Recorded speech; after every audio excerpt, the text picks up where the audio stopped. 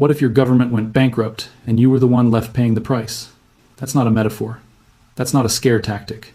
That is what really happens when a country defaults on its debt. And here's the brutal truth.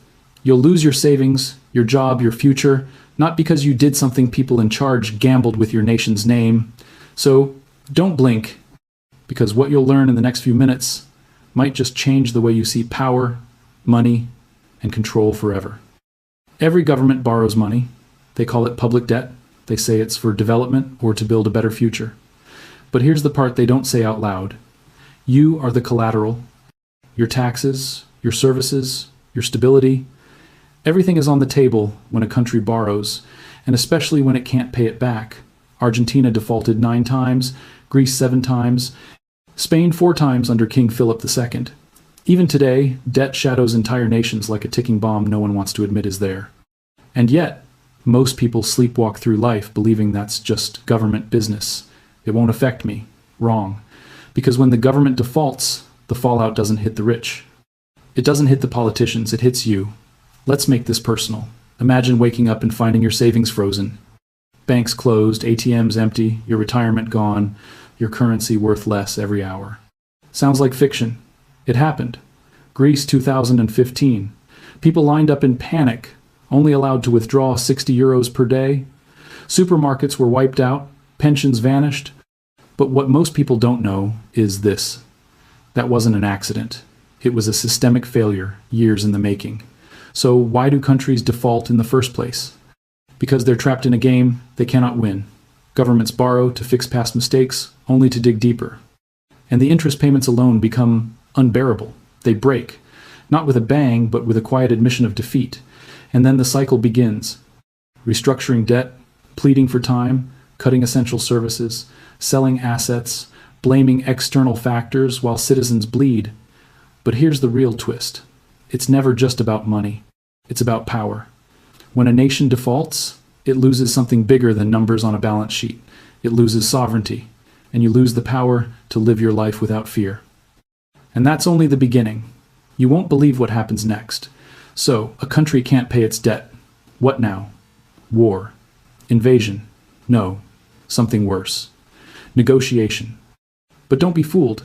This isn't a handshake and a smile. It's a fire sale. It's a shakedown.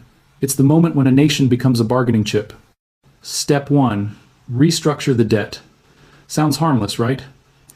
It's not. Let's say your government owes $81 billion like Argentina in 2001. What did they do? They begged to pay back just 1/3 and converted the rest into long-term bonds or stocks. A pretty trick on paper. But here's the catch. Investors lost half of their money. Billions wiped out overnight. And in the chaos, those who refused the deal, hedge funds, vulture investors, went to court. They didn't just demand repayment. They wanted blood. Step 2. Delay payments. Extend and pretend. Countries ask for more time, but more time means less value. Because while deadlines stretch, trust collapses. Bond prices fall. Foreign investment evaporates. Credit rating agencies like S&P or international ratings. And just like that, the nation is locked out of global capital. Want to build infrastructure? Too bad. Need to pay teachers? Good luck. Hospitals closed or privatized. But wait, it gets darker. Step 3, capital flight. The rich, they see the writing on the wall before you do. They move money offshore, they buy gold. They protect their assets. While the average citizen gets stuck holding worthless paper. Suddenly, banks shut down. Foreign currency disappears. Black markets explode. People line up not for designer brands, but for bread. You will not believe what Greece did in 2015. They shut down the entire banking system. Capped ATM withdrawals, restricted foreign transfers, and if you were one of the millions who trusted the system, you were broke in broad daylight. But here's what no one tells you. Even in default, the show must go on. The government still runs. Debt doesn't vanish. It mutates. Debt becomes a lever, a tool for outsiders to bend policy. Want that bailout? Then cut pensions, sell off ports, raise fuel taxes. It's not recovery, it's controlled demolition. And here's the reason this matters to you. Default is not a single event, it's a sequence. And once it begins, it doesn't stop. You think your country is safe? Think again. Because when the cracks start showing, they don't wait for your permission. Coming up next, the real victims. Not the politicians, not the investors, but you, the people. And you'll see how the cost of default is paid not in dollars, but in dignity. Forget everything they taught you about economics. This is not about numbers. This is about survival. When a country defaults, the numbers collapse first. But what collapses next is people. Not the elite, not the bankers. You picture this. A mother walks into a pharmacy.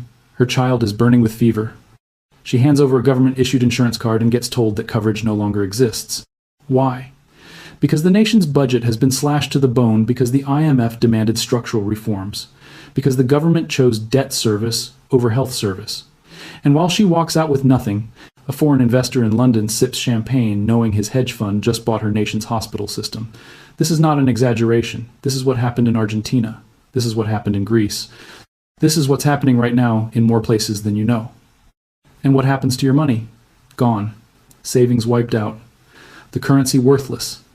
Hyperinflation turns your paycheck into a joke. One day you can afford rent. The next you can't even buy milk. People run to banks only to find locked doors, ATM limits, no international transfers. And if you thought your retirement fund was safe, you were wrong. But this is just the beginning. Desperation grows and people rise not in hope, but in fury. Streets fill with protest, fire, tear gas. The sound of sirens replaces the sound of peace. This isn't just about finance anymore. It becomes about survival. Governments declare emergencies, shut down the internet, deploy riot police. It's all to silence the people they failed. But here's what nobody says out loud. Default is not just a financial failure. It is a humanitarian disaster. It rips apart the middle class. It punishes the poor. And it creates one thing. Dependence. Dependence on foreign aid. Dependence on imported food. Dependence on systems that were never designed to serve the people, only control them. And here's where it gets terrifying.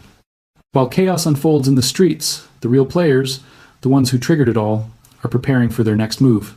Not to help, but to harvest. You thought you were free? No. You were a pawn in a game you didn't even know you were playing. And next, you'll meet the predators, the ones who circle collapsing nations like vultures and leave only dust behind. When a country collapses, something terrifying happens. Not war, not invasion, but arrival. A new kind of predator touches down, not in tanks, but in tailored suits, first-class flights, and legal documents sharper than knives. They don't drop bombs, they drop lawsuits. And they don't come to save, they come to collect. They're called vulture funds. And if you've never heard of them, that's exactly how they want it. Their strategy is ruthless. They buy up defaulted bonds for pennies on the dollar and then sue for the full amount plus interest. Simple, lethal, perfectly legal. Let's take Argentina. After defaulting in 2001, Argentina was drowning. Hospitals shut down. Crime spiked. People literally traded food on the street. And while that happened, one man smiled. Paul Singer, founder of Elliott Management.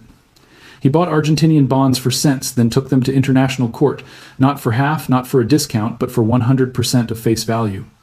And when Argentina refused, he didn't just sue, he seized. In 2012, his fund ordered a naval ship belonging to Argentina seized in Ghana, a sovereign nation's warship taken hostage by a private financial firm. Do you understand? Now, this isn't about loans. This is about leverage. And they don't stop there. These funds don't work alone. They partner with the best law firms in the world. They lobby politicians. They influence international courts. They create a machine, one designed not to build, but to bleed. And here's the part that burns. They win almost every time because no collapsed country can afford a 10-year legal battle. Not when hospitals are shutting down, not when children are starving, not when the world is watching and doing nothing. And where are these vultures feeding now? Africa, South America, Southeast Asia, anywhere there's debt, weakness, and desperation.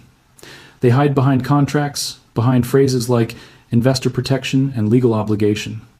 But make no mistake, this is modern colonialism, not with flags, but with debt contracts, courtrooms, and coercion. And here's the twist that will keep you up tonight. The governments that signed these deals often had no idea what they were truly agreeing to. Or worse, they did and they signed anyway, because when you're drowning, you'll grab the rope, even if it's tied to an anchor. And once the ink dries, it's done. You no longer own your ports, your power grid, your resources. You've become a tenant on your own land. But the vultures are just phase one, because in the next chapter, you'll meet the real puppet masters, the architects of financial colonization, the ones who set the trap and call it rescue. You thought the vultures were bad? They're just the cleanup crew. The real architects, the ones who build the trap, wear badges of honor. They call themselves helpers, saviors, global partners. But make no mistake, they're the engineers of surrender. Enter the IMF and World Bank. They don't invade, they don't sue, they offer help, the kind you can't refuse. When a country is on its knees, they arrive with smiles and paperwork. Here's a lifeline. They say, take this loan, stabilize your economy, get back on track. But there's a catch, a big one. Every dollar comes tied with conditions so tight they choke sovereignty to death. What kind of conditions? Let's be clear. Slash government spending, cut subsidies on food, fuel, and water, privatize national assets, open markets to foreign corporations, freeze public sector wages, dismantle welfare systems, all dressed up as reforms, all sold as modernization, but what they really mean is sell everything you own and let someone else run your country. Look at Zambia. Once rich in copper until the IMF stepped in to stabilize its economy, Zambia was forced to sell off its copper mines. Now, foreign conglomerates reap the profits, while Zambians work for scraps on their own land. Sri Lanka, crushed by debt, it leased its most strategic port to China for 99 years. A deal so lopsided it looked more like colonization than commerce. Argentina had to hand over control of energy sectors, utilities, even water supply to private firms, many from overseas. The pattern is global. The playbook is recycled and the outcome is always the same. But what if countries resist? That's when the silent weapons show up. Credit rating agencies, Moody's, S&P, Fitch, they don't need guns, just a downgrade. One downgrade and suddenly your borrowing costs skyrocket. Investors flee, markets panic, your economy implodes, and now you have to come back to the IMF. Beg for rescue, beg for another loan, beg on your knees.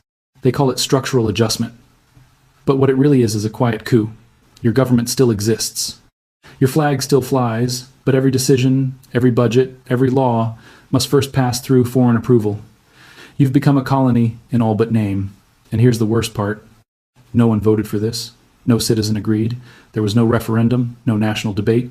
The contracts were signed in silence, and the people woke up already enslaved. And if you think this is history, you're wrong.